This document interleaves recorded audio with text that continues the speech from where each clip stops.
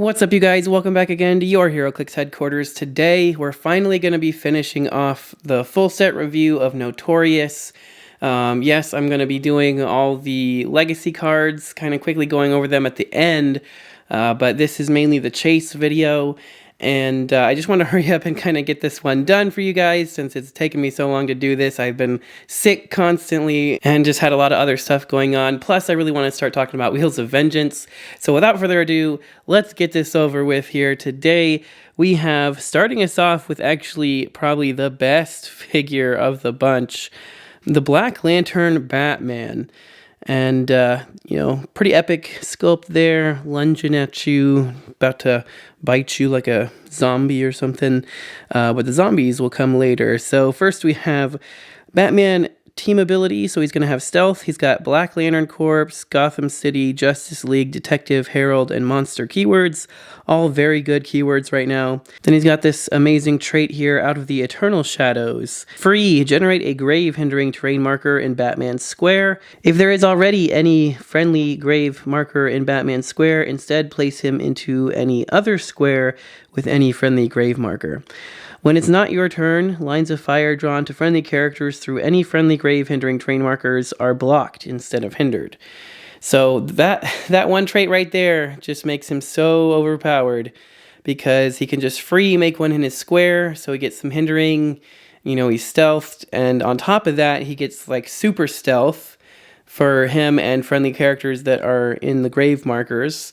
So even if your opponent can see through hindering or whatever, they won't be able to see him. It's really strong. But the really cool thing here is that if there's already a grave hindering terrain marker under him, he can place himself into any other friendly grave hindering terrain marker, which is nuts because when you combo that with somebody like Necron, who can just make one like 7 squares away, then he can just, basically teleport across the map and start swinging on people. So yeah, for 70 or 40 points, you're pretty much always going to play him at 40, or at least see him played at 40. He's got improved targeting hindering, which is nice. But we will take a look at his specials here. He's got flurry and sidestep on his movement power, and his damage power gives him outwit, and when Batman uses it, he may instead choose to target all opposing characters occupying any friendly grave markers. If he does choose a color instead of a power, targeted character can't use standard powers of the chosen color until your next turn. So I've seen people asking if this gets around like protected outwit and stuff. It doesn't. It's still outwit. You're still targeting them with outwit. It definitely doesn't get around safeguard outwit because safeguard outwit is just that you can't be targeted by outwit like at all. And it still shouldn't get around protected outwit because I think that just says like this power can't be chosen for outwit or something like that. I don't remember the exact wording off the top of my head, but this is still outwit. Just because you're choosing a color instead of an actual power and it wipes out everything of that color, like it's still outwit, so it doesn't really get around it. But it can knock out like a ton of stuff at once, which is really cool.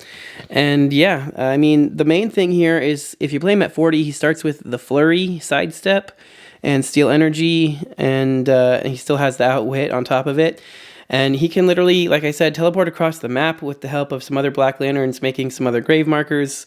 And then he can just start flurrying on people and steal energy up a couple clicks. And then he's sitting there with the 18 combat reflexes, and some super stealth. And he's outwitting all your stuff of one color, or at least just regular outwitting you or whatever. Give this dude a sword and he can do a ton more damage with his flurry. On top of that, you could pair him with people like, Apocalypse and Genesis, and that way, when he has a sword, he can also, get a rollout, basically, so he doesn't have to take damage. There's a lot of crazy stuff you can do with him on a lot of teams right now, and I like him a lot. He's probably the strongest overall Black Lantern, just for the fact that he can give your whole team kind of like a super stealth, and he can basically just teleport across the map and flurry on somebody and outwits a whole bunch of stuff at once. And he's only 40 points. And, with Necron, he can heal past his starting line and all that, too. So, yeah, he's pretty insane. He's definitely, in my opinion, one of the strongest Black Lanterns by far. And definitely one of the ones you should be on the lookout for. And be very, careful if you're going against, because he will kind of come out of nowhere and do some damage. So yeah, very awesome. Like him a lot. 10 out of 10 figure for sure. And of course, next up after Batman, we got to have Superman. And I actually really like the sculpt on this guy too, and that silver S just looks so freaking awesome on the black suit and everything. Yeah, this dude's so strong. And taking a look at what he can do here, of course, got Superman team ability so he can see through hindering. He has improved movement to destroy blocking as well, so he can get through a lot of stuff. Black Lantern Corps, Justice League, Kryptonian, Herald, Monster keywords. Again, some pretty good ones there. Traded leadership. When he uses it and succeeds after resolutions, remove an action token from him and generate a hindering terrain marker. That's just in addition to everything it normally does, so you can still remove a token from somebody else. But I would say this guy, for that alone, is very crucial to Black Lantern teams because he's the only Black Lantern with leadership, which is a little unfortunate because he's so many points. But being able to remove it from himself is really awesome, and making a grave marker right then and there is really awesome too for some other stuff that I will talk about when I do a team build. Okay, basically, I'll just say it now. The black shirt Scott Porter that can heal stuff at the beginning of the turn, if you play him on the Black Lantern Corps team and you have this guy roll his leadership successfully, then you can drop a hindering right away, and then you can choose to do the black shirt Scott Porter's beginning of turn Heroclix thing right after you roll for leadership, because they're both beginning of turn effects. So you could get a free click right then if, turn 1, if he makes his leadership roll, which is pretty nice. And you get that hindering, that grave marker out. So yeah, that's really awesome. And yeah, just having leadership is always a good thing to have, and you kind of need it. But yeah, looking at his dial here, this is a 260 point dial that will always be played at 120 points, so don't even try to play it at full points, because it only takes 3 clicks to heal him all the way up, and that is like a ridiculous amount of points for 3 clicks. But anyway, he's got hypersonic speed. When Superman uses it, he may be given a close or range as free instead of making an attack. So to explain what that means, because you might not understand, when you make a hypersonic speed attack, it's just a plain attack. There's not really anything you can do to it other than like if you have close or range combat expert, or if you have penetrating blast or exploit weakness, because those are like always on, so they'll always give you that kind of buff for that attack. But giving a close or range action as free is a lot better, because that allows you to use things like, in his case, a close terrain action to smack somebody with a grave marker, which we'll read this next power here. That gives him super strength and steal energy, and when Superman uses any friendly grave terrain marker to make a close or ranged terrain action, modify his attack +1 and increase the damage dealt by 1. So that's pretty much what you want to do. You want to hypersonic in with a grave marker and smack somebody with it, because it will normally give you +1 damage, but then it'll also increase the damage +1, which is different than modifying it, and it'll also give you that +1 attack, which is nice. And then he also has Close Combat Expert and Exploit Weakness, and his other powers have Protected Outwit, which is great. So again, Close Combat Expert, and if you're using the grave marker, he's going to be +2 attack, +2 damage, and increasing damage dealt by 1. So if you can get an empower next to him, you can actually plus his damage by +3 and still increase the damage 1. Because increasing damage dealt, like from the hindering marker, is, like I said, not increasing damage value. It's not modifying your damage +1, so it's not in the whole rule of 3 thing. So you can rule of 3 modify his damage +3 with the Close Combat Expert, the hindering marker, and an empower, and then still get the additional damage dealt +1. It's like a critical hit. Critical hits also increase damage dealt +1. So if you were to crit hit, it'd be a +5 damage essentially, because those increasing damage dealt things get around the rule of 3. Anyway, so if you take a look at his top dial, once you get him healed up, which is really easy to do with the Black Lanterns, with the Scott Porters and Necron and everything, they can just kind of heal him up, get him up there pretty quick and easy. And then you're hypersonicking 9 with like a 14 attack for 7, 8, 9 damage, which is exploit as well, so be penetrating. So pretty freaking nuts, with a 20 defense, invincible on top of that. And yeah, that's pretty much him. He's really, super, he's a Superman for sure. I think they did a really good job of making him like feel like Superman. He can just hypersonic through a wall with a grave marker or smacking somebody for crazy amounts of damage. And that's not to mention the fact that you could also deal knockback with the super strength, potentially hit him for another click of damage after that. So yeah, this dude's just hypersonicking around, just one-shotting everything essentially. And you can't outwit anything except for his damage power first, because it's his other powers have protected outwit. And so they have to kind of burn 2 outwits on him if they wanted to try to outwit anything, which is really nice.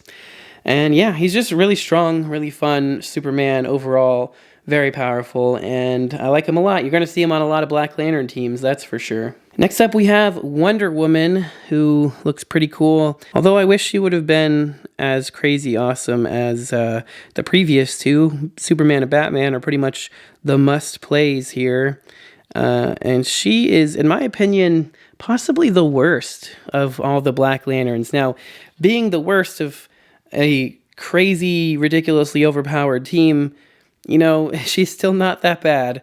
But we'll take a look here. She's got Wonder Woman team ability, Amazon, Black Lantern Corps, Justice League, Herald, Monster keywords. You've got a trait that when Wonder Woman hits after resolutions, you may place a hit character into any friendly grave terrain marker within 4 squares in line of fire. When Wonder Woman KOs an opposing character after resolutions, you may generate a grave hindering terrain marker within 4 squares. And then take a look here. She's got traded steel energy, and Wonder Woman deals penetrating damage to opposing characters occupying squares with any friendly grave terrain markers. And then on her defense, she has combat reflexes and super senses. And Wonder Woman increases her roll for super senses by +1 when attacked by a character occupying any friendly grave terrain markers. Not bad at all. For 45 or 125 points, again, you're always going to want to play these guys at the low dial, because thanks to Necron, you can just heal them right past their starting line pretty easily, and also thanks to, you know, the Scott Porters, who make it that much easier to do so. And yeah, basically just kind of charge blades, Battle Fury. I mean, for 45 points, 11 for 4 damage, Battle Fury, blades. She's got like super duper senses and combat reflexes. And then she can put people into grave markers, which makes it harder for them to hit her because she gets like another +1 to senses, and it's easier for her to like KO them because she deals the penetrating damage or whatever. Then she kind of just steal energies up and everything. But then you got onto like, the thing that sucks there is you go onto like the impervious and stuff. And then you don't have like all of these crazy +2 or 3 super senses or whatever, which I would kind of just prefer over just the team ability there, and impervious. And I mean, I don't know, she's still strong, like charge, super strength, close combat expert. Even, you know, if she grabs this terrain, she could hit somebody. She'd have like a 13 attack for 7 damage, which is nuts for 45 points after she's healed a couple clicks, you know. So I can't say she's bad at all. She's still like really strong. It kind of feels awkward, you know, to like heal off the better defense and just go to regular impervious. But I don't know. And she just kind of overall, she's just a close attacker. Like, she's not teleporting across the map. She can't just like free action to drop a grave marker. You know, she has to actually physically like KO something to generate grave markers. So she's not making a whole lot for your team. But I mean, she can kind of like displace people by moving them, putting them, you know, in your grave markers and stuff. And I mean, overall, she's pretty strong. She's just kind of like not the one that I'm reaching for when I'm playing Black Lantern teams most of the time, just because Batman's so good, Superman's so good, and I personally just like the other ones more. Like, the other ones are more range-based and stuff, so like, she's solid by herself. If you're just playing her, you know, just to play her for fun, she's gonna do great, definitely. She's a really strong chase still. All the chases in the set are amazing. She's just kind of lacking a little something. Like, if she had leadership, I would totally play her just for the leadership, because I don't always necessarily want to play 120-point Superman, you know? So I feel like she's just kind of missing a little something that would make her, like, make me want to play her over some of the others. But that being said, she's still really strong and, you know, not bad at all. But moving right along, next up we have Aquaman, the Black Lantern Aquaman here, who I give points to for having the most epic sculpt, probably, of all of them, because just riding on this freaking seahorse, you know, with the trident and everything is just so freaking awesome. So we'll take a look at what he can do here. He has the JLA team ability, so he can be, getting that +1 attack on some stuff. Atlantis, Black Lantern Corps, Justice League, Herald, Monster keywords. Then a trait here that says clear squares adjacent to any friendly grave markers are considered water terrain, and free generate a grave hindering terrain marker into a square of water terrain within 4 squares. So that's pretty awesome. You get a lot of water terrain just by making a few graves, and you can make, more graves next to other graves, which kind of extends the water terrain out a little bit more and a little bit more. So that's really cool. He can kind of just run up there and hide in the water and everything. Now he's 100 or 40 points. So again, he's 40 points because you can just easily heal him past his starting line. Of course, swim, battle fury. Again, I feel like he should have had leadership too, being the ruler of Atlantis and all that. Although they didn't give him ruler keywords, so whatever, I guess. But still, some leadership here would have been nice. Anyway, Blades, Claws, Fangs, Steel Energy, Poison. When Aquaman uses it, opposing characters occupying water terrain within 6 squares are considered adjacent to him. So that's great when you think about the fact that all the area adjacent to any grave terrain markers are going to be considered water. So he's going to be poisoning you from really far away. And of course, I've already seen him paired with the Red Lantern Ring a bunch, just so that becomes penetrating damage from his poison, which is, not a bad combo at all. Definitely worth trying out. And then you've got on his defense power, Impervious. If Aquaman occupies water terrain, he increases the result of his single D6 rolls by +1. So that's really great. Not only is that, his Impervious, but it's also his Blades, Claws, Fangs, and any other thing he might roll for a single D6, which, again, would be leadership if he had it. So I kind of felt like leadership would be really, really good on him here. But yeah, I don't know. I wish we had another leader in the group here, and I think him or Wonder Woman would have been a great choice. But overall, 40 points just for like Charge, Blades, Battle Fury, super impervious, super poison, essentially, if you're like anywhere near water, which he's gonna probably be. And yeah, again, not bad. I feel like he kind of just suffers the same thing as Wonder Woman for me. He's a little more interesting than her, in my opinion, because of the ranged poison thing. But he's still kind of just like a cheap, generic, close attacker kind of feel. Whereas like Batman could hop across the map and like outwit a bunch of stuff and like do all that stuff. So it's like, I'm pretty much reaching for Batman every time over Wonder Woman or Aquaman. However, they are both still very strong and very cool. And, probably the best sculpt on this one out of all of them, which is awesome. So yeah, he's, again, not bad at all. Definitely a really cool chase. I love all the Black Lantern chases, and he's no different really. And up next, we've got Martian Manhunter. Now, I've seen a few people say that maybe he's like the weakest one, they don't like him, whatever. I think he looks freaking epic though, just like Superman. I love that like silver look there on the black suit. I don't know why it looks so much better on him and Superman. But anyway, I like this Martian Manhunter a lot. I think people are maybe not realizing the strength of this Martian Manhunter because he's very powerful. Now he has 60 points or 160 points, but that means he's going to be 60 points. He's got JLA team ability, Black Lantern, Justice League, Detective, Herald, Monster. Great keywords again. Sidestep and stealth. When Martian Manhunter is attacked after resolutions, you may move him up to 2 squares. That's pretty cool. Penetrating Psychic Blast and Steel Energy, but for close and range attacks, which is great. But then he's got a range action that gives him improved targeting for characters elevated and hindering to make a range attack, and hit characters not occupying any friendly grave markers take a maximum of 1 damage.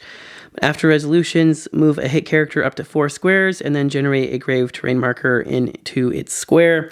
It's actually really not hard to put grave terrain markers under people when you have Necron. So, penetrating blast for essentially his full damage. And once you heal him up some, that's going to be at least 4 damage. So pretty easy to just penetrating blast somebody for 4 and then move them wherever you want them, within 4 squares. And plop another hindering grave train marker under them. So very strong in my opinion, mainly because, you know, he can just see through everything. The character is elevated and hindering. He can just see through all of it. He can also move through blocking and characters. So and he's got flight. So he can essentially move through everything and see through almost everything but blocking. Which is just crazy, you know, mobility and just targeting effects to have for him. But yeah, I mean, then you've got a special shape change. When Martian Manhunter uses it and succeeds, after resolutions, deal the attacker damage equal to the number of action tokens on them. So he's already got, you know, basically double rollouts here. And if he succeeds at that shape change, he can do some damage back to them, which is pretty crazy. So yeah, I mean, you just heal this guy up a couple clicks, and he's rocking like a 19 impervious with a shape change that can damage opposing characters. And he can see through everything, and he can move through everything, and just running shot, penetrating blast you for 4, and then move you around where he wants you to be. And yeah, I mean, overall, I like him a lot, actually. He is a little harder to pull off than some of the others, for sure, because it does require a little more setup with putting a hindering terrain marker under somebody. But like I said, it's really easy to do that with Necron. And yeah, this guy's just got like a ton of health. I mean, if you honestly think about the fact that this dude's 60 points, and he could easily be like click 1, like on your second turn or whatever by the time the fight really starts. So basically like 9 clicks of health with some like, you know, steel energy, the whole dial, and a little regen. It's like really hard to get through this guy with the double rollouts and like 19 defense and everything. So yeah, he's really strong in my opinion. A really, really powerful range attacker. Martian Manhunter is really cool, so I like him a lot. Like I said, all the Black Lanterns are awesome and powerful, and this guy's no different at all. I think his only downside over, you know, some of the other ones is that he's 60 points. You know, a lot of the other ones we've seen so far have been like 40, 45. But anyway, yeah, he's really great. Like him a lot. 10 out of 10, just like the rest of them. All right, but next up for the Black Lantern chases, we have the Green Arrow chase. And this is the only one of all the Black Lanterns that I'm missing in the whole set, which is unfortunate because he's one of the ones I wanted the most. But taking a look at what he can do, he's got a 100 or a 50 point line. Of course, playing him at 50 pretty much all the time. He's got the Black Lantern Corps, Herald, Justice League, Justice Society, Martial Artist, Monster, and Star City keywords. Gotta love that. So he's got improved targeting for hindering and adjacent characters as well. He can shoot while adjacent. That's great. And then he's got Precision Strike with Steel Energy, but for close or range attacks. And when Green Arrow attacks, his targets can't positively modify their defense value. That is awesome. That's just there. That's like a full-time outsider's TA on everybody he attacks. No positively modifying their defense. That's crazy. That just gets around energy shield deflection, you know, when he perplexes, hindering bonus, even though he already ignores hindering anyway. All that kind of stuff. So any random bonuses, not going to happen. Might be kind of important to note they can replace their defense value, so they can get defended up higher, but they can't modify it anywhere past that, so that's still pretty good. And then he has another trait that when Green Arrow attacks, he may use probability control any number of times. For each use past the first, he must remove a friendly grave marker within 4 squares of the target from the game, or that probability control has no effect. That use of prob control has no effect. So yeah, basically, he has traded prob all the time, because every time past the first, he has to start removing the markers, so that's pretty awesome. And then he can just keep probbing himself. As long as you've got enough markers nearby your target, he can just keep probbing and probbing, which shouldn't really be necessary. Even at 50 points, he starts with an 11 attack and perplex, so he can easily be a 12 by himself, and they can't modify their defense at all, so you really shouldn't need more than 1 prob to hit that. But I mean, if you do, it's there. You know, crit misses happen, crazy stuff happens. But yeah, anyway, then he's got his special attack power that gives him Blades, Claws, Fangs, but instead only for range attacks. And when Green Arrow hits a single opposing character who is not occupying any friendly grave marker, you may give that character an action token and generate a grave hindering terrain marker in their square. So that's great. You know, obviously you want more grave markers, but also giving them an action token is nuts just for hitting a single opposing character who's not occupying a friendly grave marker, put a grave marker under them, and give them a token is pretty crazy. And then, yeah, just the blades for range attacks is pretty awesome. So, you know, his damage value is pretty low. Even when you get up to range combat expert, he's only going to be hitting for 3 at most. And, you know, precision strike is nice, but it only really helps 1 get through for sure. But yeah, he could deal some massive damage if you get some good blades rolls. And he does have a whopping 7 range, so he is definitely like the longest range character of all of them, other than like Necron, I think. Of all the Black Lanterns, he's the longest range one for sure. But one thing I do want to point out here with that special attack power that lets him use blades, but only for range attacks, that does not combo with any of the sword equipment or anything that, you know, gives you any type of special effects when using blades. I just want to make that clear. I originally, my first time reading it, I kind of thought that that would work, but it does not. I've even had extensive conversations with one of my YouTube members. So we talked about that for a while, and you know, it sucks. I don't like it. I don't enjoy the fact that it can't combo. That sucks. I wish it could, because it would make him so broken. And it's so awesome. Just, could you imagine Muramasa blade arrows? That'd be freaking awesome. So that he just rolls a 1 through 3 and they just can't use any defense powers. That'd be nuts. But yeah, I mean, unfortunately, it just doesn't work that way. If you were to equip him with a sword, that sword's blades and its special effects would only work for up close attacks.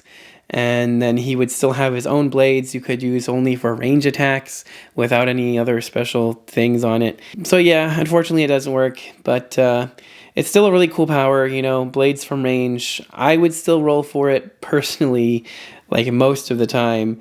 I mean, when you get up there, once you heal him up to range combat expert, maybe not. Maybe just go for the 3.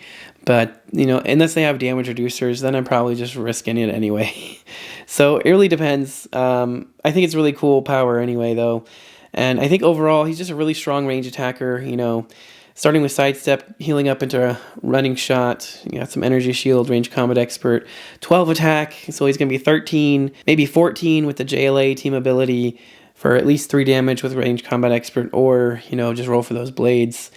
Yeah, I like him a lot. He's really fun, really cool, really strong range attacker. And, you know, he's freaking Green Arrow, who's one of my favorite characters, so very awesome. I really, really want to get this figure. He's just the hardest one to get because he's one of the only ones that doesn't come in the, like, God Pack, which I was lucky enough to get all the other ones from the Black Lantern God Pack. That was freaking amazing. But this guy's just one of the harder ones to find now because he wasn't in that, and that kind of sucks. But I'm still working on getting one because he's amazing, and yeah, 10 out of 10. But moving right along, next up we have the last of the Black Lanterns. Last but not least, for sure, Hal Jordan here is pretty freaking powerful. And it is kind of nice. His name's Hal Jordan. So if you have that legacy duo of Hal Jordan and Sinestro, we actually have a Hal Jordan they can split off into now, which is nice. Black Lantern Corps, Green Lantern Corps, Justice League, Herald, Monster. So obviously having the Green Lantern keyword there gives him the ability to get the ring for free, which is going to be great. So you can have the Green Lantern ring for 0 points. He also has Green Lantern team ability to carry everybody around. He can also then be making the Green Lantern constructs as well, you know, with free actions, which is awesome. For that alone, this makes him one of my favorite of the Black Lantern chases overall. 140 or 60 points, again, means he's 60 points because he's just going to heal up past that. You've got traded willpower, and friendly characters occupying any friendly grave train markers can use willpower. If they can already use willpower, increase their willpower roll by +1. So that includes him, because he's a friendly character that occupies a grave train marker. If he is occupying a grave train marker, then then he gets that +1 to his own willpower roll. So that will count for him. And it's really cool because that helps for, you know, Necron. He has willpower from being giant on a 3 through 6 already, so it's a 2 through 6 willpower, which is pretty nuts. And then there's everybody else, you know, some of them already have it, so getting the +1's nice, and just giving it out to the ones that don't is really great too. So a really strong effect there, in my opinion. And then you've got Steel Energy, but for close or range attacks. And then when Hal Jordan hits after resolutions, give a hit character an action token. Till your next turn, that character can only remove action tokens by clearing. That's nuts. So not only is he giving your whole team willpower, but he's also handing out action tokens and making it that much harder for your opposing team to, be clearing action tokens, because they can only remove them by clearing. So no willpower for them, no leadership for them to remove tokens, at least. So yeah, very strong effect there. He's also got improved targeting for hindering, which is nice, because he does have, running shot 6 range, but a lot of pulse wave there. A lot of pulse wave, which is, of course, really strong still, even now, just for a lot of reasons. Pulse wave's always going to be strong. And then you got some perplex there as well, so not bad at all. And taking a look at his defense power, he starts with is really good too. Barrier, energy shield deflection, and toughness. When Hal Jordan uses barrier after resolutions, generate a grave hindering terrain marker adjacent to one of the blocking terrain markers. So that's amazing. Just take a power action, put out a barrier, boom, get a free hindering terrain marker as well, a grave terrain marker on top of it. So yeah, really strong. Just get you some more grave markers out there. So I think all around, this guy's great. Offensively, he's doing a lot for you with like running shot, pulse wave, perplex, popping out constructs, giving everybody willpower, removing their tokens so you can get more actions in. You can carry like 8 people around with him. Defensively, he's also really strong. Again, barrier, perplex, stopping opposing characters from being able to take actions sometimes by having to clear, all that kind of stuff really adds up. Not to mention, again, popping out the constructs and get another barrier or whatever. So yeah, just really, really powerful. For only 60 points, he's doing a lot of stuff for you. He's a really good range attacker. He's just kind of a really good all-around figure because he's just doing so much for only 60 points. So I think he's great. Like I said, he's one of my favorites overall of all the Lantern chases. If I had to like rank them or anything, I think probably Batman's at number 1 for me. And then, Superman is kind of hard because he's just the most expensive one of all of them at 120 points. But he's definitely up there. And then I would say like Hal Jordan and Green Arrow are like my next best ones. And then probably like Manhunter and then Aquaman and Wonder Woman right below him. So they're all really great overall. I've got at least one team build featuring Black Lanterns coming out soon. I might do more or kind of incorporate them into other teams. But Black Lanterns are the best chases of this set, in my opinion. We'll take a quick look at all the DCeased ones as well. And they're also really great. But overall, really just more a fan of the Black Lanterns, even though I really love the whole DC storyline more. Just these figures are just a little better and just a little more fun to use overall. But yeah, Hal Jordan's great. Love him. 10 out of 10. But up next here, like I said, we've got the DCeased chases still to look at. And here, the first one is Back to Batman. So we've got the DCeased Batman. He was, when he got bit, he put on the Mr. Freeze suit to like keep his body temperature down or like, kind of slow the virus or something like that. So that's why he's wearing the suit. But yeah, he's got Batman team ability, JLA team ability, Apocalypse, Batman Family, Gotham City, Justice League, Detective, Martial Artist, and Monster keywords.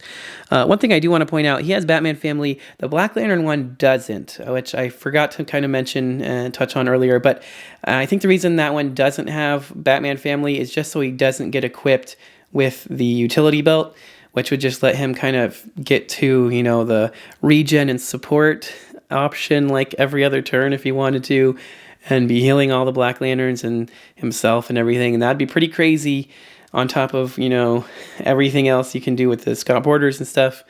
But then as is, just probably throwing a sword on that Batman's probably better anyway. So it's kind of whatever. But anyway, this one has the DCeased trait, which we will see on all these chases moving forward. Although this is actually the only one I currently have. But anyway, the first time Batman would be KO'd, you may instead turn him to click number 9. If you do, this game he has, when Batman would take damage from a game effect, he takes 1 unavoidable damage instead. And at the end of your turn, deal Batman 1 unavoidable damage, protected, pulse wave. So basically, you just play them like normal, and as soon as they would be KO'd, you instead turn them over here to click number 9. And at the end of every turn, you deal them 1 damage, and every time they're they would be dealt any damage by any opposing effect or whatever. They're just dealt 1 instead. So it basically takes 3 hits to kill them, or 3 turns for them to kind of just rot away. But yeah, they're all really strong for the fact that, you know, they have that ability to not die once, you know, come back as a zombie and be really hard to kill because they're going to take at least 3 hits no matter what. I mean, technically you can kind of punch them once, punch them a second time with some knockback to the point where you might be able to deal them that last bit of knockback to kill them off, which, you know, is pretty easy to do in the right situations. And the reason that works is because knockback is a separate instance of damage from like an actual attack. So that's the only reason you could kind of sneak 2 in there. But anyway, let's take a look at the rest of his specials here. He's got a trait, but only if he's on the full 75 point line. When Batman attacks 1 or more characters that can use a light blue standard power, modify his attack and damage +1. So if they've got prob, barrier, incapacitate, or mind control, then he gets +1 attack and damage against them. So that's not bad. I don't know if that's worth like having to play him at 75 points. I'd kind of just rather play him at 60 most of the time. But anyway, moving along, he has charge and sidestep. If Batman occupies hindering terrain, opposing characters can't use improved targeting to target him or adjacent friendly characters. That's super powerful. Just, you know, gives him that super duper stealth. They can't use any kind of improved targeting effects. They can still walk up adjacent and like outwit you because stealth will still only block non-adjacent lines of fire now. But yeah, just giving your whole team, everybody next to him, if they all have stealth, if you're on like a Batman family team or something, they all got stealth anyway, and you just sit in like a chunk of hindering or a smoke cloud or something, nobody can see you no matter what kind of crazy improved targeting they have. Super nice. Because, you know, stealth over the years has gotten less and less effective for sure, and with all these improved targetings going around, so it's really nice to have stuff like this that really make it like actually really useful for sure. But then he has a damage power that friendly characters have safeguard, mind control, and when they attack, opposing characters can't use shape change. So that's pretty nice. Just knocks out opposing shape change. That's only on his zombie dial, and being protected mind control is great. Yeah, I just like him a lot for 60 points. To give everybody that like protection against improved targeting effects is really strong. And also, you know, it's just charge, sidestep, so some good maneuverability there. You know, if you want to pay the extra like 15 points, you know, you can give him that extra +1 attack and damage against light blue power using characters, which is pretty nice. Yeah, this guy overall, he's one of my favorites of the DCeased chases because I just really love, you know, stealth, and everything he brings to the table for that is great. He's also really good to be one of the characters that comes in for World's Finest when they would be KO'd, because, you know, on the 60 point line, you could bring him in, you know, be on his last non-KO click, which has been ruled. It will be click number 7. And you would heal him up a couple, and then when he would be KO'd, you can turn him to click number 9, and then, you know, have to deal with all that again. He's just not quite as good as Superman is for that, so I'm gonna have to get me a Superman just for that reason. But he is still a better option probably than any of the previous options we've had, so there's that. Anyway, I like this figure a lot, but let's move on to the other ones. Alright, so unfortunately I am missing all the other chases after this point, but taking a look here at Superman, he does have Superman Ally and JLA team abilities, which is nice. Again, 75 or 60 points. It's kind of whatever. Either way, they're both fine. He also has the DCeased trait, of course, so he's going to come back after he's KO'd on click number 9 with a whopping 20 defense with super senses, so he's really hard to hit. And he gets up to a 13 attack, 4 damage on his last click there, which is pretty nuts. But his Monster Inside All of Us trait gives him the +1 attack and damage against characters that can use a brown standard power. So that's going to be Hypersonic, Perplex, Impervious, and Poison. Some really, really powerful powers. And yeah, so that's not bad. I'd say that's a reason to play him at 75. I kind of like him at 75 more. He's more of like a strong kind of beat stick than, you know, Batman. You kind of want more teammates around you with the super stealth thing. But this guy is just kind of beating people up. He's got special hypersonic speed and free place Superman adjacent to an opposing character within range and line of fire that moved since your last turn. He's got 6 range, so that's about as effective as the 6 movement and hypersonic he's got there. And yeah, then he's got Pulse Wave. When he uses it, he may use range 8 instead of 4 and deals printed damage instead of 1. If you do, after resolutions, KO Superman. Now that's only on his zombie dial. Very powerful Pulse Wave effect. But again, you're going to have to KO him to do that. But it's worth it if you're on the last click. Pulse Wave everybody within 8 squares for 4 damage is pretty freaking overpowered. So definitely worth giving that a shot. I think just overall, he's kind of just hypersonicking around or free placing himself adjacent to opposing characters, which is also not bad. With the super strength there, you could actually have something like hold something, place him next to somebody, and smack them with it, which you couldn't normally hit him with the hypersonic, so that's pretty cool. Yeah, and just invincible leadership, he's bringing some good stuff to the table. Like I said, he's definitely the strongest one to bring in for World's Finest when they're KO'd, because once he gets KO'd again and goes to that zombie dial that he has, it's pretty ridiculous. So for that reason, I definitely got to get myself one of these guys. And if you want to play World's Finest, I would highly recommend getting one too, because he's the best, replacement figure to bring in. But overall, he's kind of just a cool, fun version of Zombie Superman. So that's also another reason that he's just awesome. All right, but moving right along, we have now Wonder Woman. And I also think this is one of... And I actually like this figure a lot. I did get it at Worlds and our, team sealed. I played her and she was amazing. She was probably my MVP, except for maybe Two-Face. But there was a game that she literally won by herself, single-handedly. They wiped my whole rest of my team. It was her. It was a 1v3 situation, and she just was on Flurry. So she just had to run around the map and flurry everything to death, which she managed to do. Then they knocked her onto her zombie dial, and that was pretty much the end of the game right there. So it worked out. Somehow. I really am still not sure how, but it worked out. Anyway, she's got Wonder Woman and Justice League team abilities, flight. She's actually got a 3 range, which is kind of random, but cool. So again, 75 or 60 points. If you're playing her at 75, she gets +1 attack and damage against red standard powers, which she has a lot of those herself. And there's a lot of them just around right now. Flurry Blades, Super Senses, Range Combat Expert. Those are all great powers. So, playing her at 75 for that, I could see it.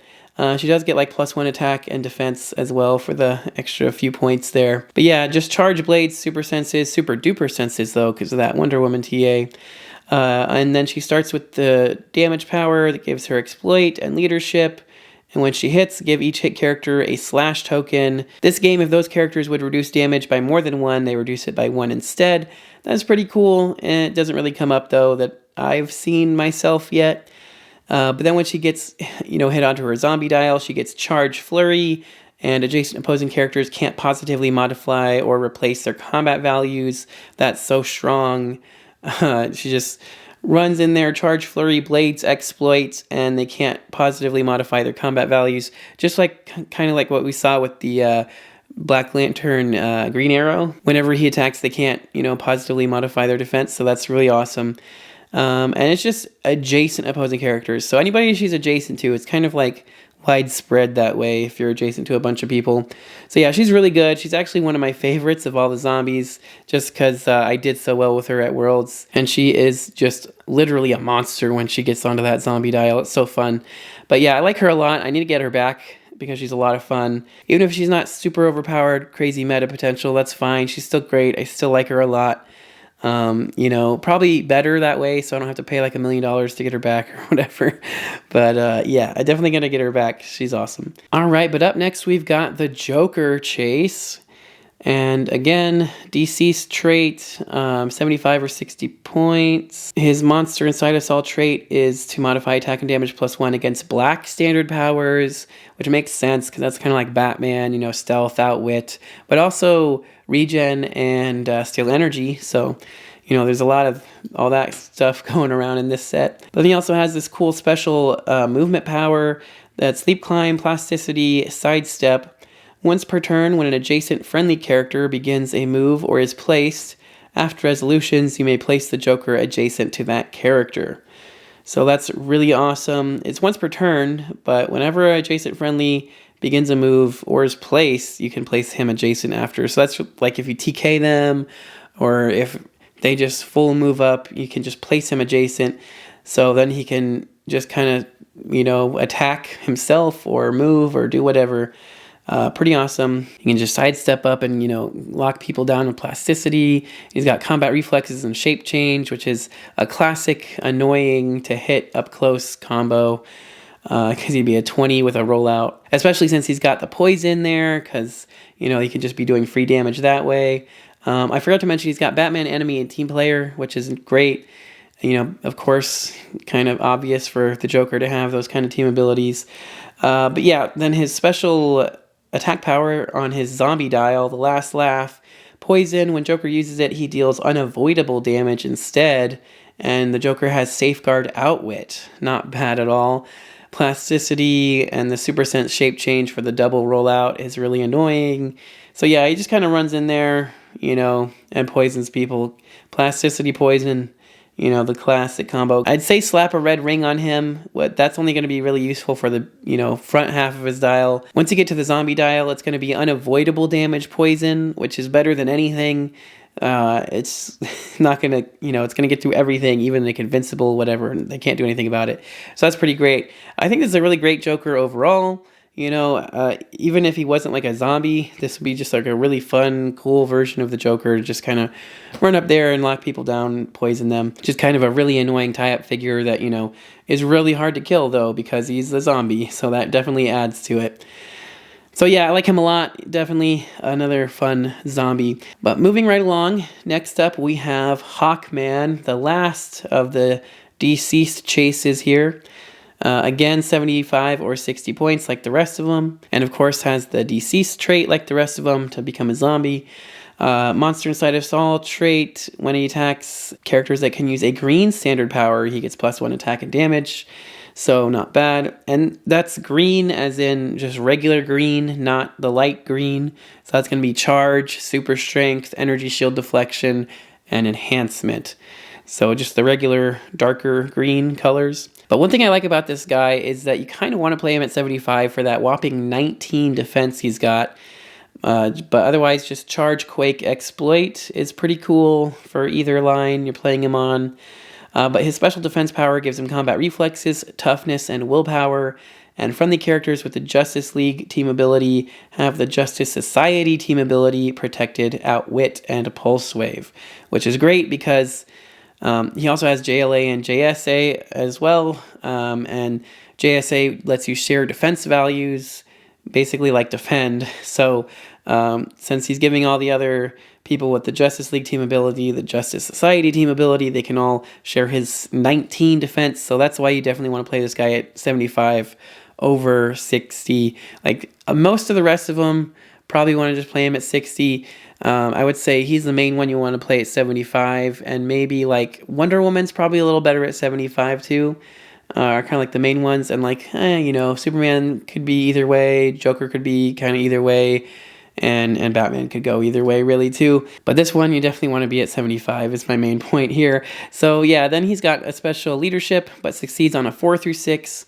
When he uses it and succeeds, this turn adjacent friendly characters have wing movement symbol and improved movement characters.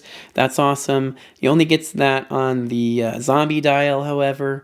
But hypersonic blades for 4 damage, and then he gets like 18, 19, 20 defense. His defense values are nuts the whole time, and just all around really strong close attacker, and an epic sculpt on this guy. I've seen this sculpt like in person before, and it's beautiful. The wings are huge and awesome, and they got the blood splatter and everything. Super epic. So yeah, I really like this guy a lot. All the DCeased chases are really cool, really fun. I think Superman has the most potential to be seen like competitively because, like I said, he's one of the best things you can have on the sideline for World's Finest to bring in when he's KO'd, just because Superman has decent stats, then he gets KO'd, and then he turns into the zombie Superman who's just really strong. So it gives you just more for your effort, for more for them to have to get through too, if they were to KO World's Finest. So that's probably the best one overall, I would say, just because of World's Finest is so good. It's going to make Superman good. But Batman's not a bad choice for that either. So if you're like me and you're stuck with just having Batman right now, then he's pretty great also. And yeah, I just like Wonder Woman and Hawkman. Wonder Woman's really offensive. Hawkman's really defensive, but still good fighter. And Joker's just really fun. Just kind of stick people and poison them. But yeah, overall, pretty cool chases. Like them a lot. They're going to be a lot of fun. I'm glad they're not super ridiculously expensive, but they're still pretty awesome. Okay, last but not least for the chases is the Ultra Chase. Zod, Ursa, and Non. And yeah, these guys are pretty epic for only 70 points. Look at that dial. However, you don't actually get it on the map to start with, but we'll talk about that in a second. So they got improved targeting for hindering. They've got Superman enemy team ability, so they can get some outwits. 4-range triple target, Brute, Kryptonian, Ruler, Soldier, Superman Revenge Squad. So a couple good keywords in there, but their trait, at the beginning of the game, place Zod, Ursa, and Non on their card and give them 6 Phantom Zone tokens. At the beginning of your turn, remove a Phantom Zone token from them.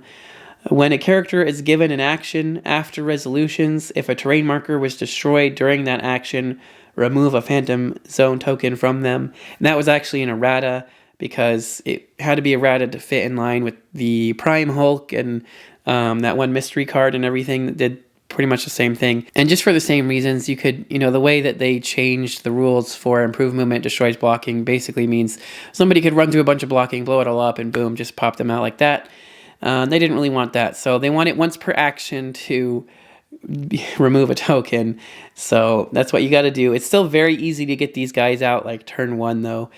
But anyway, I'll talk about that in a second. The rest of the trait here, when the last Phantom Zone token is removed or when no friendly characters are on the map after resolutions, place Zod, Ursa, and Non in a square on any map edge or in a square with a debris marker that was placed this turn.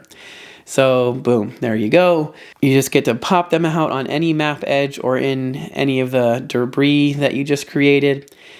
And then they have another trait that gives them Flurry and Willpower and Free. If they don't have a trio token, remove an action token from them and give them a trio token. When they clear action tokens, remove any trio tokens from them. So that's pretty cool. It basically lets them go 3 times before they have to clear, which makes sense because there's 3 of them. And then you have Stop, Impervious. They've got 2 of those in the middle of their dial there. But yeah, starting with Sidestep, Penetrating Blast, Invincible for 4 damage with some leadership. Then going into some Hypersonic Blades, Exploit, into some Charge, Super Strength, Close Combat Expert. Like, these guys are pretty strong the whole time. And they have traded Flurry and Willpower that whole time as well. So don't forget that. But yeah, I really like them a lot actually for 70 points. Yeah, you don't get them on the map at first, which, kind of sucks or whatever. But I think it's actually better that way, in my opinion. I've heard a lot of people that just dislike them because it's like a waste of 70 points. They're not even on the map. Whatever. I think it's better that they're not because they're totally protected. Your opponent literally can't touch them. There's nothing they can do to them because they're on the sideline. Well, not on the sideline, but they're on their card or whatever. But yeah, 70 points that your opponent cannot touch or interact with in any way, I think is pretty crazy because, okay, so at the beginning of your turn, you're going to remove a 1 token and they're going to be down to 5 Phantom Zone tokens. And then you can take 4 actions, assuming you have some leadership, right? To break 4 pieces of terrain, either by moving, shooting, punching, whatever. 4 terrain actions to destroy 4 pieces of terrain. Now you're down to 1 Phantom Zone token. Now you just end your turn, perplex up or whatever. And at the beginning of your turn, boom, you remove the 6th and final Phantom Zone token, place them whatever map edge you want them on, in your opponent's starting area. And then they can just sidestep Flurry. When 12 attack, 4 damage, or they could triple target Penetrating Blast if you want to, but probably want a Flurry. Yeah, and then they just 70 points. with freaking 9 clicks and 2 stop clicks that your opponent has to deal with just in their face, turn 2. And yeah, I think that's pretty great. And you know, you don't have to like take all 4 actions to break stuff if you don't want to. You could just do like 1 or 2 just to like, you know, get it going. One thing that can kind of be used against you is it's whenever a character is given an action after resolutions, if a train marker is destroyed, remove an action, remove, you know, a Phantom Zone token. So your opponent can do it too if they want to like force them out. So you do kind of have to be careful about that. That's one reason you don't really want to maybe necessarily burn all 5 right away, because your opponent could literally just break something, force you to put them out on a map edge where you don't want them to be, and then go and run after them. So you do kind of have to be careful about that. But still, I mean, even if you just take a couple actions, you'd be kind of forcing your opponent to like burn like 3 actions to break stuff if they wanted to bring them out. And there's not going to be much they're going to do to them with 1 action. So you kind of play that tug of war game there a little bit with the Phantom Zone tokens if your opponent's trying to force them out. But your opponent might not even realize that they can do that. So, you know, that's a thing too. Overall, I still think they're really cool. I think it's a really fun mechanic to be able to put them out there like that, wherever you want them, kind of. And yeah, I think they have potential for sure. You know, there's potential there for some shenanigans, I think. And even if not, they're really cool Ultra Chase. They're really fun looking. And yeah, I think they're awesome. All right, but that is it for all the chases and the Ultra Chase. If you stayed through this long, thank you guys so much. But we're just going to quickly go through some of the legacy cards now and kind of give my 2 cents on most of them, maybe not all of them. So the first legacy card is Calendar Man. Now, I don't have Calendar Man's figure or card, but he's super duper fun. All of his specials have to do with, you know, what day the game began on, if it's a even or odd numbered month, and like all this crazy stuff. So his effectiveness is going to be all over the place, depending on what day you play him on, depending on what month you play him in, etc., etc. So, you know, it's just crazy cool. I love stuff like that. That's just like really weird and random and out there. It's like does not do anything like the normal kind of figure would do. But yeah, he's really fun. I like him a lot just for that. The next one is Deathstroke. Now, I do have this figure buried somewhere, so I was glad to see him get a legacy card. I don't have the legacy card yet, unfortunately. I will say that I'm really glad they kept his awesome timed strikes thing, so that when an opposing character moves through 1 or more squares adjacent to Deathstroke after resolutions, roll a d6 and deal them that amount of damage. It's just rolling blades whenever somebody walks by. Somebody just runs by him and he just stabs him. Just instantly some blades damage. I will say that he's still kind of a little too many points, which kind of sucks. But, you know, even just playing him for 40 points for that cool thing, you know, it's a lot of fun. It's just kind of dependent on your opponent actually coming up on him. But they did give him, like, traded charge and sidestep and, like, free choose, like, range or close combat expert and energy shield deflection or combat reflexes. So it is really cool to, you know, that does kind of help out his poor defenses and his, you know, not great just stats in general. And they also gave him the target trait, improved targeting hindering, improved movement elevated. So there's a lot they gave him, and they definitely took a lot of points off him too. So I do like him a lot. I love Deathstroke. He's really cool. Like I said, I'm really happy this figure got a legacy card. I don't know. He's probably not going to see any kind of crazy meta play or anything, but he's really fun. And I do want to get the card to try him out at least once again. Moving on next, though, Lissa Drac. This is probably the card to get. This is probably the figure to get, really, too, more or less. Just because, like, for the Black Lanterns, she is super overpowered. Just by existing on the map, opposing characters occupying or adjacent to any friendly grave terrain markers modify combat values -1 when attacking or attacked by someone with the Black Lantern keyword. That's pretty freaking nuts. Like, that, just all combat values, attack and damage, when you attack them, or, you know, less defense, it's pretty crazy. So, I like that a lot. And then, you know, she's got the Sinestro Core keyword as well, so she can get the Yellow Lantern ring for free and generate the constructs for free, on top of having, you know, her own Perplex to negatively modify stuff, And when she targets, target characters can't heal until your next turn. It's pretty crazy too. So you can kind of shut down opposing Black Lanterns. And then also the other thing that whenever an opposing character uses Outwit, Steal Energy, or Regen, after resolutions, you get to generate a Grave Train marker in their square. That's nuts. So she's doing a lot for only 45 points. She's getting you a lot of grave markers out there for free, basically. She's, lowering all their stats. And, has a perplex that shuts off healing, which is something that's really, really prevalent right now. So really, really strong, in my opinion. Probably the best overall legacy card figure. But moving on next, we have Ultraman.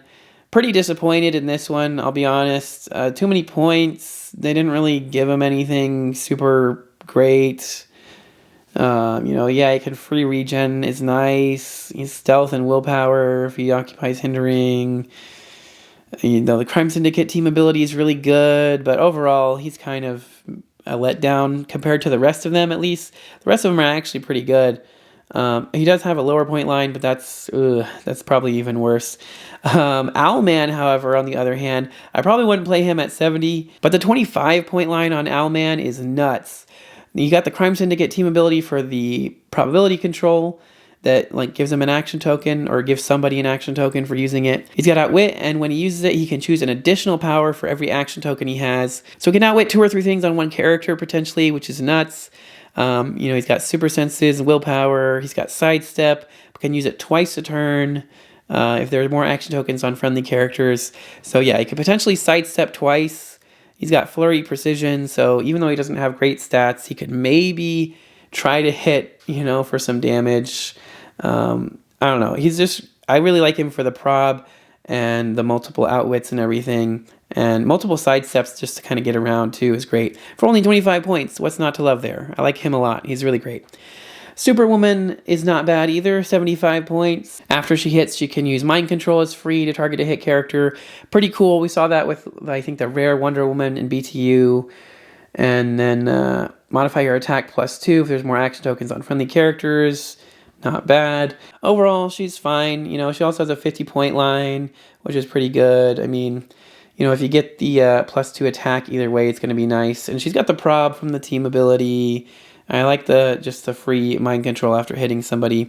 Not great keywords though, only Amazon and Crime Syndicate. So, I mean, if you're going to play Crime Syndicate, you're going to play Crime Syndicate. You're just going to play them for fun no matter what. They're kind of just a fun team.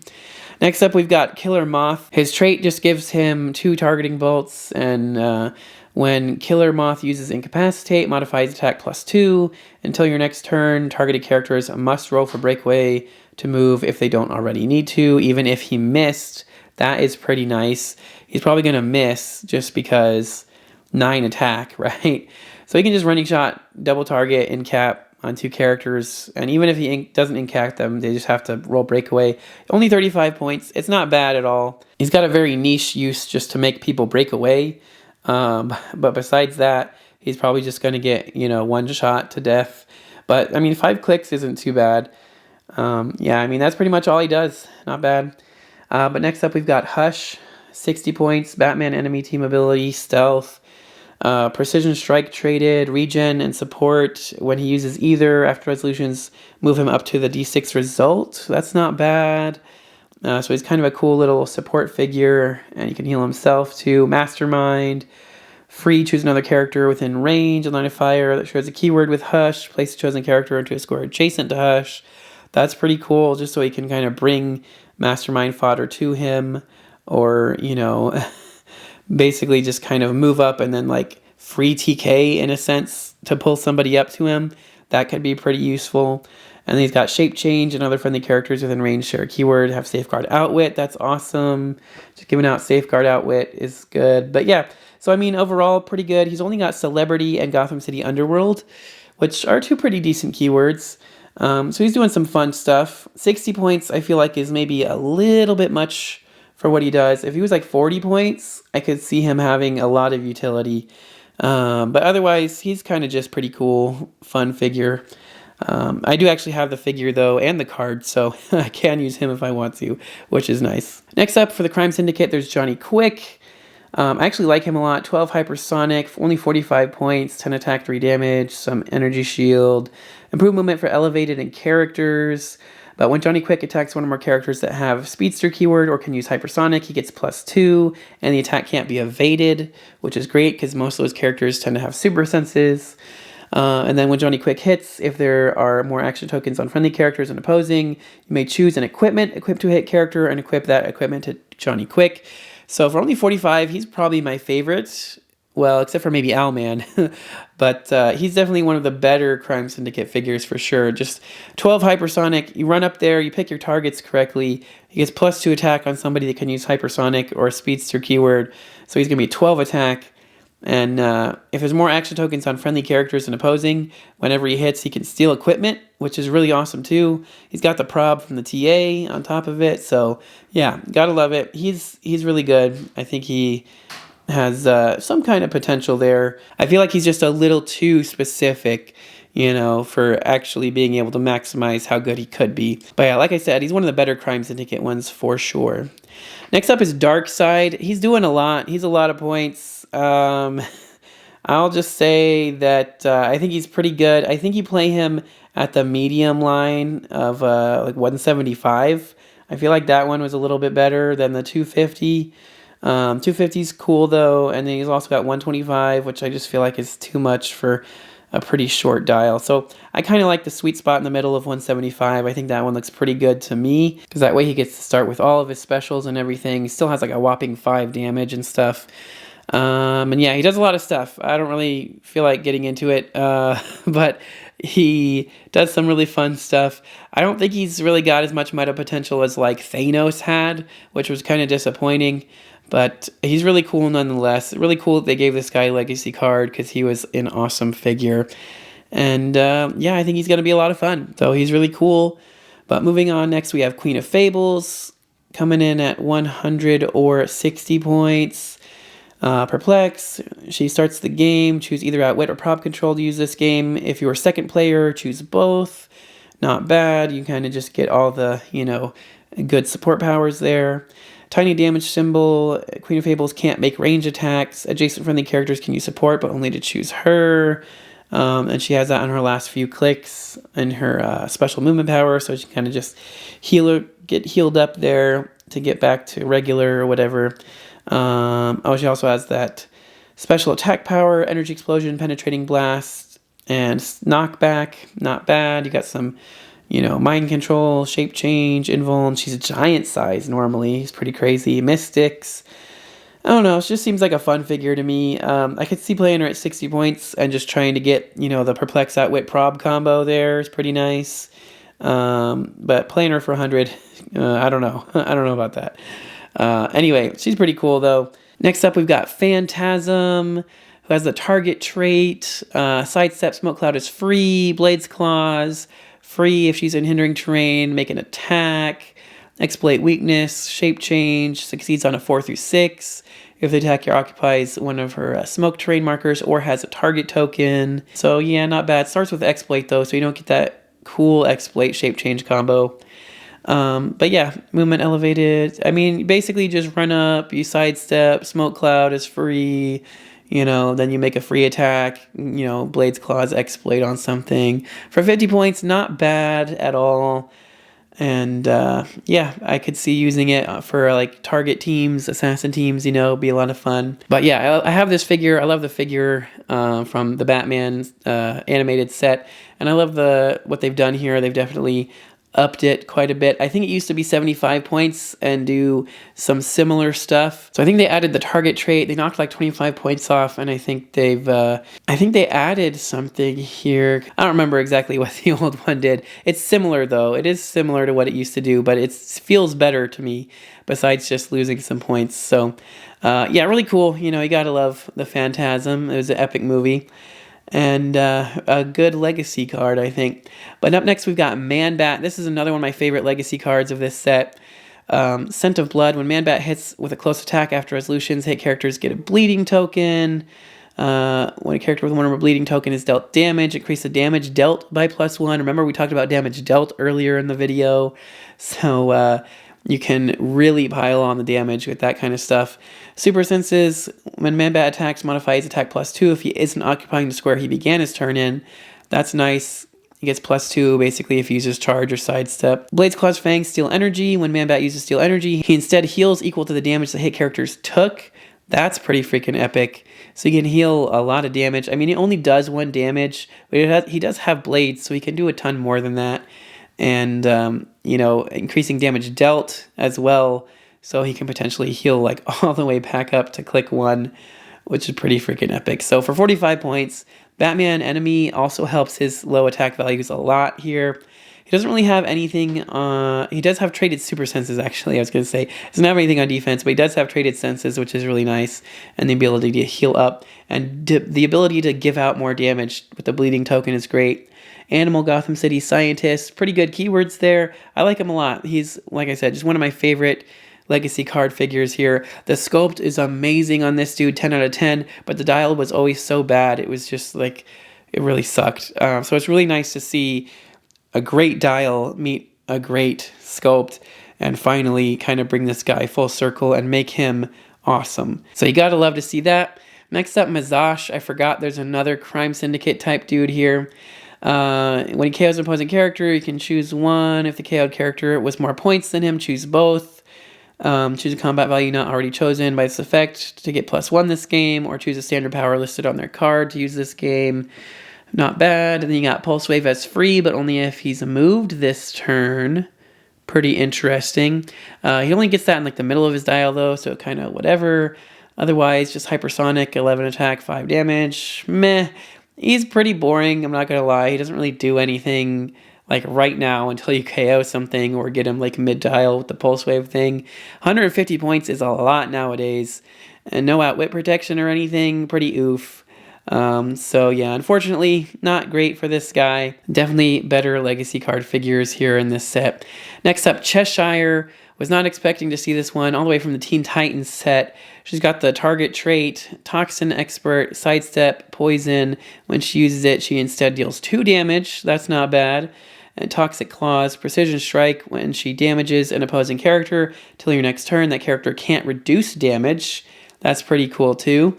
So yeah, I mean, for 50 points, not bad at all. She fits right into those assassin kind of target teams very nicely. I still kind of feel like her stats and everything are kind of low. Overall, like I said, I wasn't really expecting to see this one, but it's kind of a pleasant surprise. She fits right in with the target thing with the assassins and everything. And she's actually pretty playable for 50 points. I honestly don't remember what the old one used to do. So I don't really feel like this one deserved a legacy card, but it is what it is. She's pretty cool nonetheless, so I can dig it. And then last but not least, we have Brimstone. This guy's a 10 out of 10 legacy card. You know, if you're lucky enough to have the old Colossal, which unfortunately I don't, then you're definitely going to want to try this guy out. His radioactive damage power is nuts because he deals penetrating damage like from everything all the time. And then at the end of the turn, you deal 1 damage to all opposing characters within a number of squares equal to his printed damage value, which, you know, depending on what click he's on, is pretty crazy. And then he's got a special attack power. When he attacks, opposing characters can't use super sensitives or positively modify their combat values, which he doesn't have that on his last click, unfortunately. That would make him pretty overpowered. But he does have Colossal Retaliation on his movement power, and, you know, a stop click on his defense power. So you could just play him as, you know, a classic Retaliator for 15 points. Not bad at all. You get that, you know, end of turn thing to just deal some free damage to everybody next to him, or within 2 squares of him, actually, which is pretty great considering you can just place him wherever you want him. Actually playing him at a point value, like a higher point value, is not bad just for that special. I was actually thinking about playing him at 50 points, like an army of this dude at 50 points. Just run up there, sidestep, you know, and at the end of your turn, deal a penetrating damage to everybody within 3 squares of him. It could be pretty nuts. I don't know if it'd be good, but it'd be fun to see. And yeah, that's about it for all the chases and all the legacy cards. This is going to be a long video. If you guys watched the whole thing, thank you for sticking through it with me. Don't forget to let me know all of your thoughts and opinions down in the comments below, and smash that like button because it does help me out a lot. And if you haven't already, don't forget to click that subscribe button so you don't miss any future videos. And if you'd like to help support the channel even more, then also check the links in the description below for the Patreon, or hit the join button down there for the YouTube memberships. Either way, for as little as $1 a month, you get entered into our monthly giveaways, so make sure to check that out. And yeah, that's going to do it for this one, you guys. Thanks again so much for watching. Till next time, this has been Heroclix Headquarters, signing off.